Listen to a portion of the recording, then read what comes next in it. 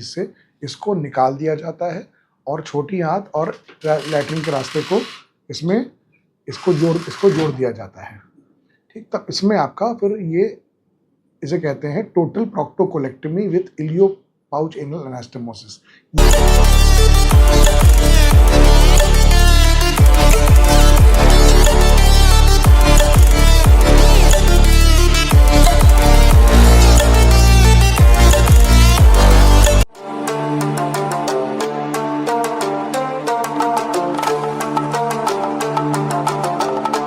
बहुत सारे पेशेंट्स आते हैं यूजली 20 साल से 40 साल के बीच में, और उनके पेट में ऐंठन होती है और लैट्रिन में आओ या चिकनी या नहीं इस टाइप की म्यूकस या चिपचिपी लैट्रिन आती है,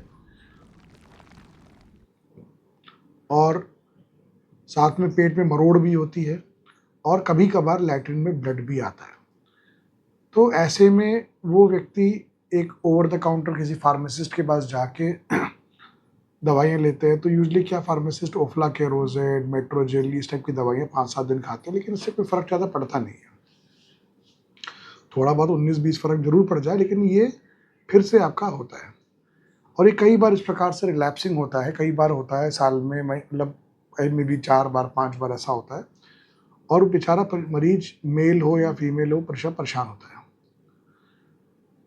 तो जब वो पेशेंट आते हैं तो इसको अगर केयरफुली एग्जामिन करें और उनकी हिस्ट्री और उनकी जो कंप्लेंट्स हैं, उनकी प्रॉब्लम्स हैं, उसको खास करके समझें, तो तब समझ में आता है इन्फ्लेमेटरी बाउल डिजीज़ या IBD।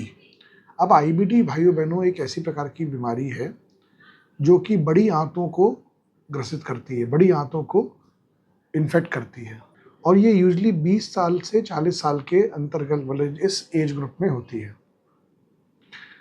ये होती क्यों है? यूजली ये ऑटो इम्यून डिजीज़ होती है, जब शरीर के खुद के शरीर के सेल्स को नष्ट करने लगते हैं, ऑटो इम्यून प्रॉब्लम। और कभी कभार जब ग्लूटेन या गेहूं से आपको सेंसिटिविटी हो जाए, या लैक्टोज इंटॉलरेंस, दूध से सेंसिटिविटी हो जाए, या कोई खाद्य पदार्थ है जिससे आपको एलर्जी हो, उससे आपको प्रॉब्लम हो, तो रेगुलरली जब खाते हैं तो जो अंदर जो लाइनिंग है आपकी कोलोन की, आंतों की, वो सूज जाती है, और इसे कहते हैं इन्फ्लेमेटरी बाउल डिजीज़।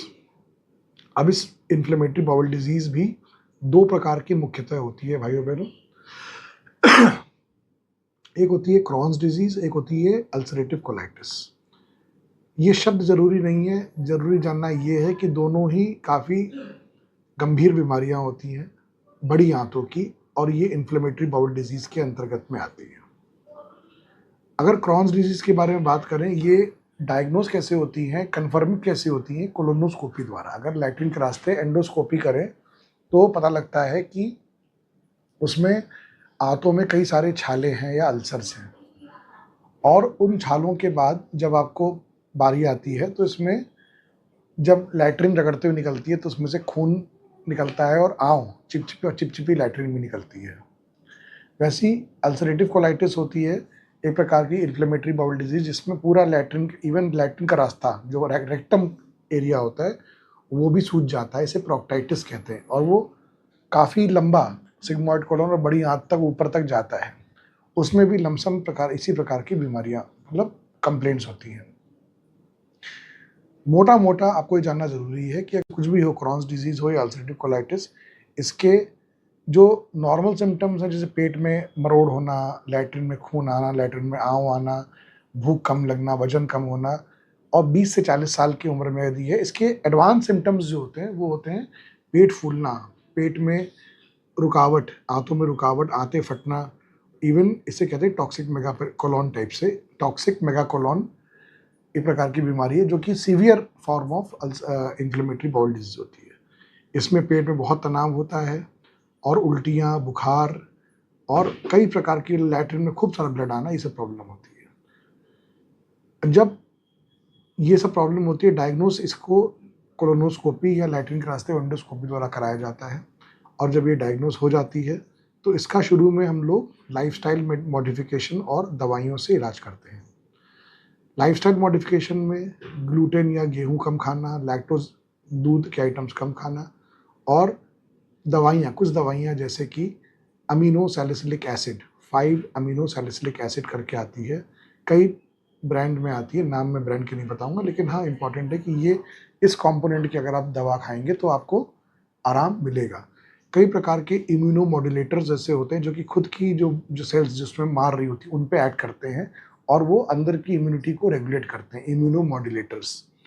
तो ये 2-3, और यदि इन्फेक्शन है तो उसमें डेफिनिटली 4 से 7 दिन, 10 दिन तक एंटीबायोटिक्स और प्रोबायोटिक्स भी आवश्यकता पड़ती है।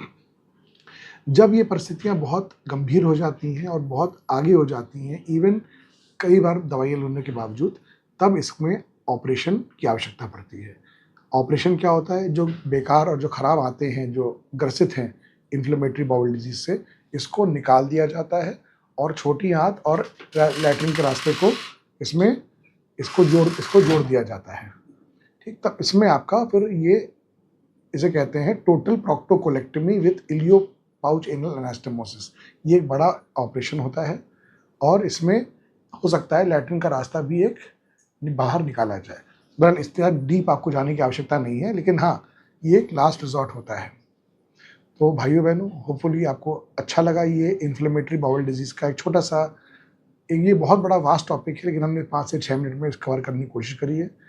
अगर आपको ये पसंद आए तो डेफ़िनेटली इसको लाइक करें और अपने दोस्तों, यारों से, अपने मित्रगणों से, अपने रिश्तेदारों से इसको शेयर करें। धन्यवाद।